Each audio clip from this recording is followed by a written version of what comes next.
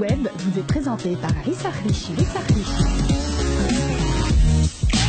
Bonsoir à tous et bienvenue pour cette nouvelle édition d'Au fil du web en ce lundi 2 avril 2018. Une rubrique consacrée à la une de l'actualité sur la toile et les réseaux sociaux. À commencer par ce classement des pays africains les plus attractifs pour les investisseurs étrangers. Où en est la Tunisie? C'est le cabinet de recherche Quantum Global qui vient de le dévoiler. Il s'agit de son classement annuel Africa Investment Index 2018. À première vue, il en ressort que le Maroc est le pays africain offrant l'environnement le plus propice pour des investissements sur le continent. Le royaume doit ce classement à sa croissance économique soutenue, à son positionnement géographique stratégique, ainsi qu'aux facteurs liés à son capital social et à son environnement d'affaires généralement favorable. Selon ce rapport qui prend en compte 6 facteurs, à savoir la croissance, la liquidité, les facteurs de risque, les facteurs liés à l'environnement commercial, les facteurs démographiques et les facteurs liés au capital social, les 10 économies africaines les plus attractives pour les investissements sont le Maroc, l'Égypte, l'Algérie, le Botswana, la Côte d'Ivoire, l'Afrique du Sud, l'Éthiopie, la Zambie, le Kenya et le Sénégal.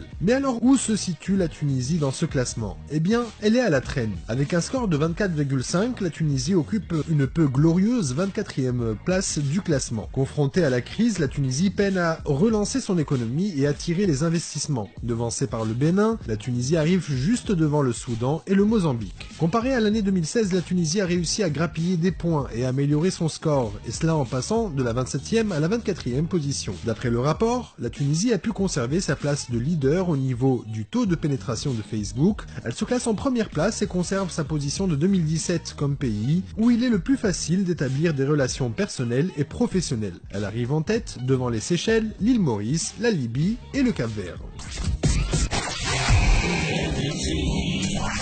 Et puis nous poursuivons en parlant de performance environnementale. La Tunisie perd 5 places dans le classement mondial. La Tunisie qui se retrouve à la 58e place dans le classement environnemental Performance Index 2018. Selon ce rapport, développé par l'université de Yale et le Centre d'information sur les sciences de la Terre de Columbia, en collaboration avec le Forum économique mondial, la Tunisie est classée 4e dans la région Moyen-Orient et Afrique du Nord, derrière le Maroc, bien avant l'Égypte qui se classe 7e et l'Algérie 12e. Le Qatar, quant à lui, occupe la tête du classement de la région MENA. Sur la plus haute marche du podium, la Suisse, sans surprise, est toujours première, avec un score de 87,4.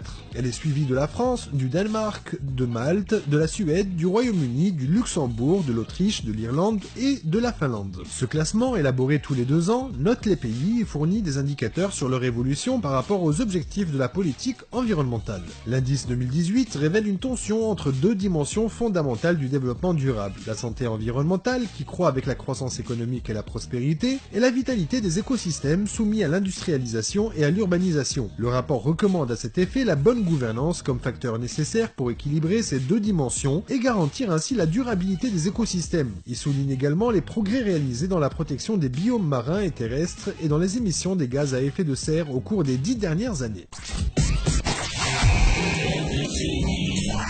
Et du sport, pour clore cette édition d'Au fil du web. Zoom sur cette info qui fait le tour des web journaux en ce lundi. Le Tunisien Melek Jaziri a gagné 7 places dans le nouveau classement ATP de tennis publié aujourd'hui, passant de la 98e à la 81e position mondiale. Jaziri conserve ainsi sa place dans le top 100 qu'il a intégré début mars dernier en devenant 84e, même s'il n'est pas resté sur une courbe ascendante puisqu'il a ensuite reculé à la 98e. Le sommet de la hiérarchie mondiale du tennis masculin est réoccupé par l'Espagnol Rafael Nadal qui a profité notamment de la sortie prématurée de Roger Federer au Master de Miami. D'après ce nouveau classement, le vainqueur du tournoi américain, John Isner, a gagné 8 places passant de la 17e à la 9e position, soit le meilleur classement de sa carrière depuis avril 2012. Voilà tout pour cette édition d'Au fil du web, merci de l'avoir suivi, on se retrouve demain à 17h30 pour un nouveau rendez-vous avec la une de l'actualité sur la toile. D'ici là, portez-vous bien et surtout restez à l'écoute de RTCI.